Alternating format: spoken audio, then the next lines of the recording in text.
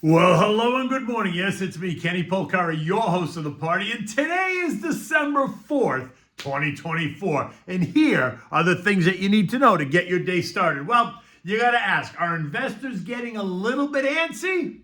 According to futures, not yet. Yesterday we had Coogler, Daly, and Goolsbee all opine on the next move by the Fed. JJ takes the stage today.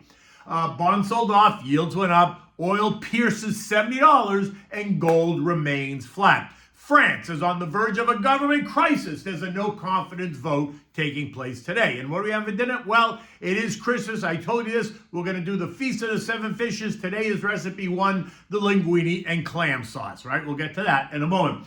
So the stock market's recent rally to all-time highs appeared to be losing a little bit of momentum yesterday, with investors remaining cautious ahead of key economic data. Today's ADP report and Friday's non-farm payroll report, and more Federal Reserve commentary. The Dow lost 75 points. The S&P added only 3. The NASDAQ, though, did gain 77. The Russell lost 18. The transports got absolutely crushed, falling 355 points or 2%, while the equal-weighted S&P gave back 32 points. Investors continued pouring money into equities, adding $800 million in net inflows last week, benefiting small cap stocks.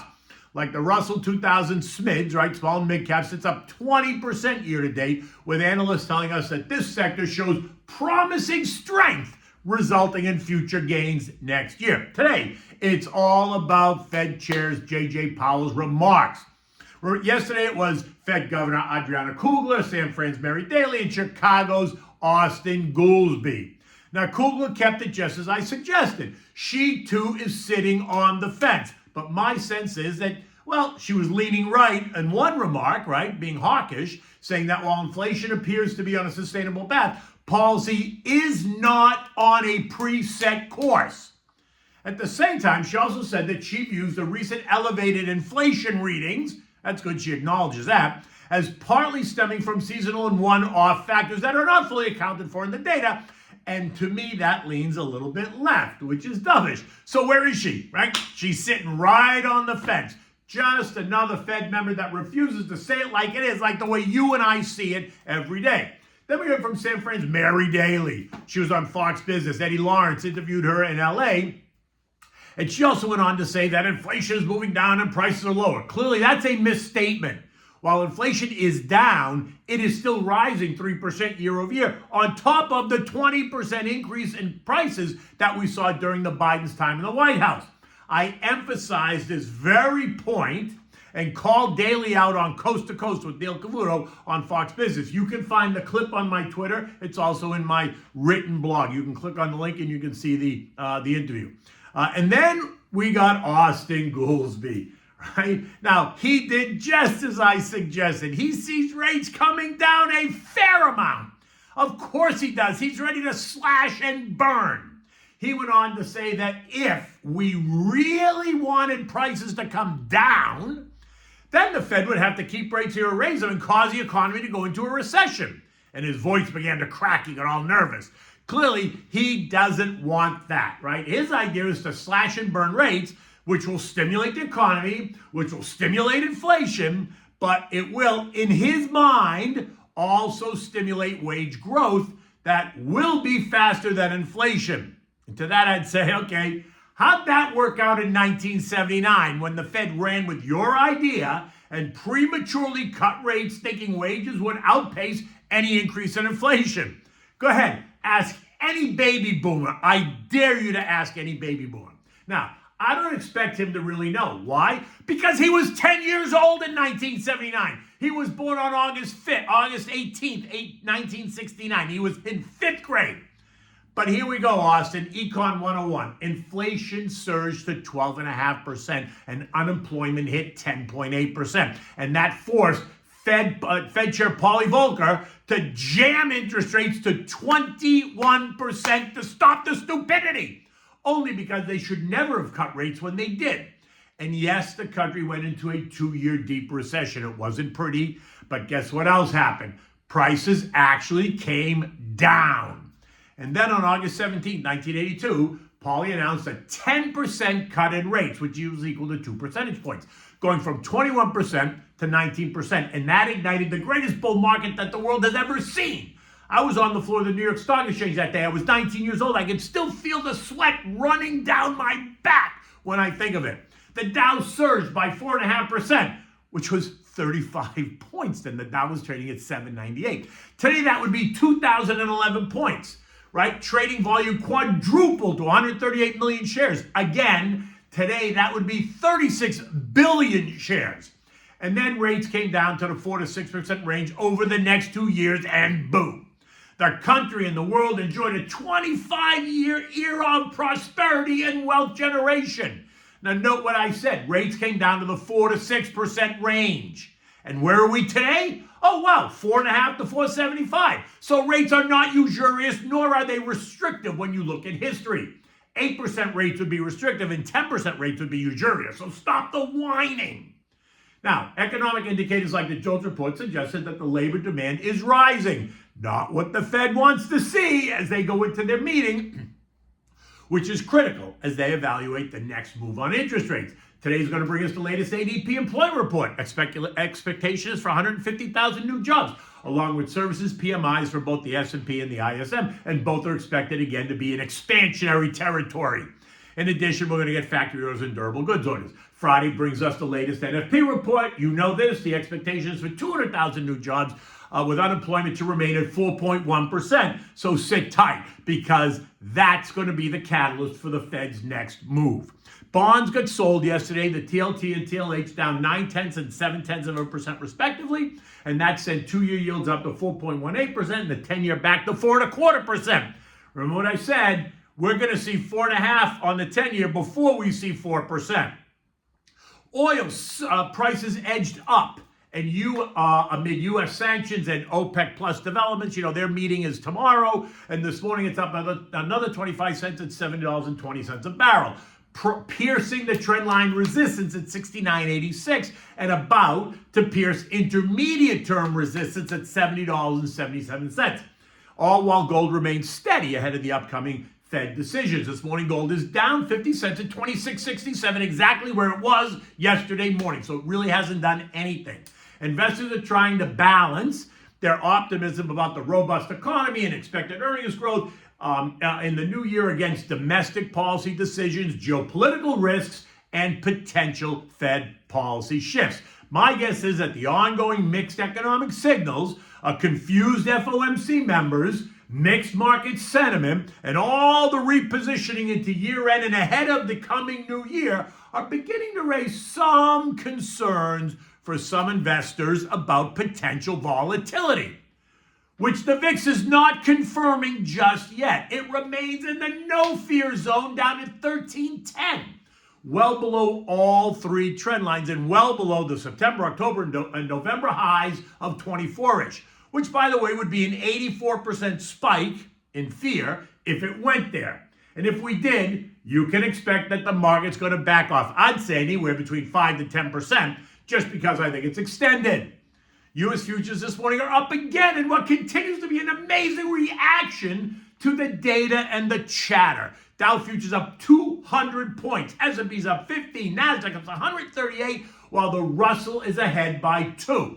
Everyone sitting on the edge of their seats as they await remarks by JJ, hoping for clues on what's next and hoping that he will actually take a stance and indicate that he supports no rate cuts in December, which, by the way, I think would not cause the markets to implode. I actually think that long-term investors would prefer that the Fed do nothing ahead of the passing of the torch on January 20th. The algos and the trading types might throw a fit and stamp their feet. So what? Who is driving this bus anyway? The Fed or the inmates? Come on. European markets are mostly higher. The UK is the only one under a bit of pressure, down about 0.3%. French markets are stable and actually higher, up 0.3%, ahead of today's vote of no confidence that threatens to topple the Macron government. Remember what I keep telling you. Political instability causes short-term chaos in prices and ultimately opportunity, but rarely does it price stocks in the long term, right? Investors get it. Now, unless the whole thing completely implodes and turns into something that we don't even recognize, I am not the least bit concerned about investing in Europe, right? From my perspective, I continue to have 15% of my portfolio invested across Europe, right? Across Europe, not across Asia, across Europe only we're talking about. The vote is not causing me to shift, my thinking or my percentage. The S&P closed at 6,049. That was up 2 points. Yesterday I said that if you draw that trend line, it suggests the upper resistance is 6,080. And if futures remain elevated going into the opening bell this morning, the S&P is going to prepare itself to kiss it. It looks like the Momo guys just are not going to give up just yet. In addition, my sense is that the shorts are throwing in the towel. They've had it. And that only adds to the buying pressure, which usually suggests a blow-off top, right?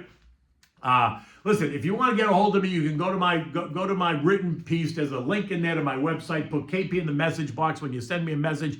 I am happy to reach out to you to discuss creating a long-term wealth-building portfolio that's going to serve you and your family well into the years ahead. Remember, long-term investing is a marathon. It is not a sprint. Okay, so now into Christmas Eve dinner.